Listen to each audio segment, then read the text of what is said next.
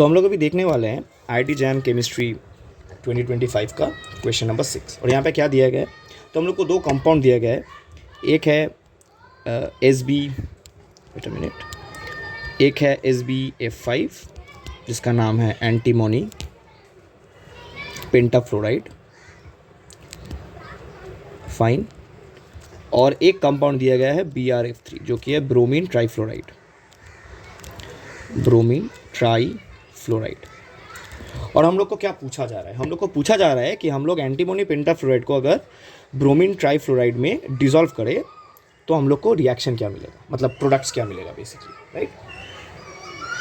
अब ये एक्ट कर रहा है एज अ सॉल्वेंट, राइट, ये एक्ट कर रहा है एज अ सॉल्वेंट। सो ये बेसिकली एक फ्लोराइड कंटेनिंग सॉल्वेंट है। तो ये एक फ्लोराइड कंटेनिंग सॉल्वेंट है, राइट। अब ये सॉल्वेंट, अब ब्रोमाइन ट्राईफ्लोराइड का एक स्पेशल प्रॉपर्टी है कि ये ऑटो आयोनाइजेशन करता है, auto let me write it, auto ionisation. Due to this property, when we consider bromine trifluoride as a solvent, it can act both as a Lewis acid as well as a Lewis base, right? So due to this, BrF3 as a solvent, जो कि एक fluoride containing solvent है, can act as both Lewis acid and Lewis base.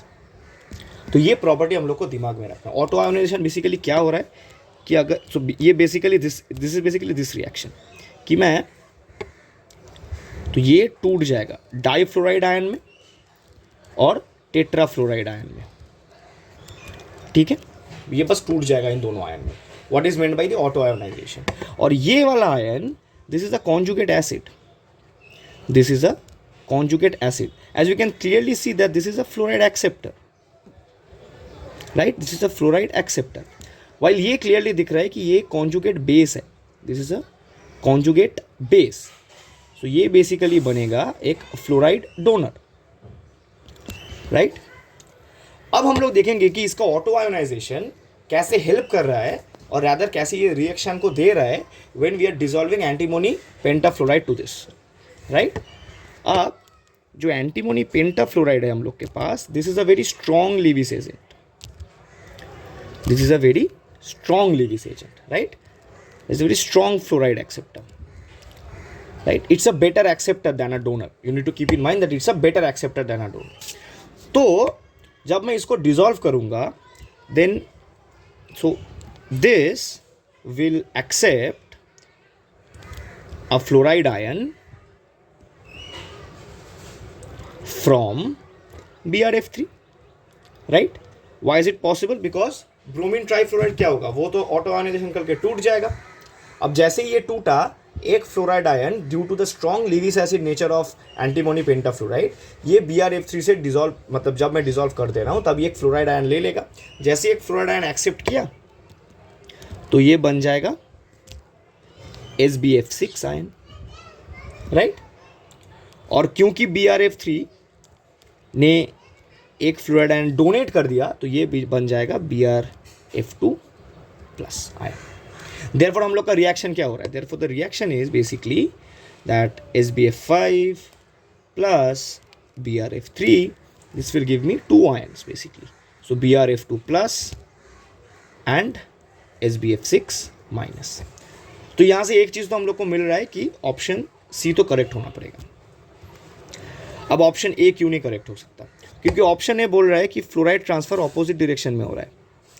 Fluoride transfer जो हो रहा है, this is happening in the opposite direction, this is happening in the opposite direction, but that is not possible और rather unlikely, which is unlikely.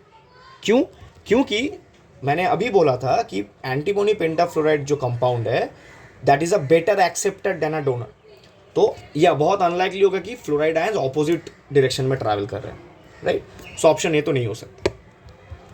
Option B क्यों नहीं हो सकता, क्योंकि SbF7 स्टेबल नहीं होता, okay, this is not stable. क्योंकि antimony जो है वो प्रेफर करता है coordination number 6, right. SbF6 ion में जो है वो प्रेफर करता है कोऑर्डिनेशन नंबर 6। ये मैं लिख के देता हूँ कि Sb prefers coordination number 6 in its ion after fluid acceptance, right. और लास्ट वाला भी नहीं हो सकता क्योंकि ये भी वही बोल रहा है कि मतलब ये वाला क्या बोल रहा है, ये वाला बोल रहा है कि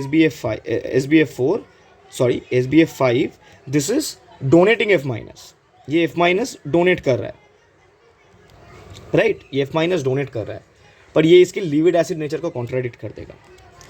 so this contradicts the Lewis acid nature of antimony pentafluoride। Clear? तो हम लोग का करेक्ट ऑप्शन है ऑप्शन सी।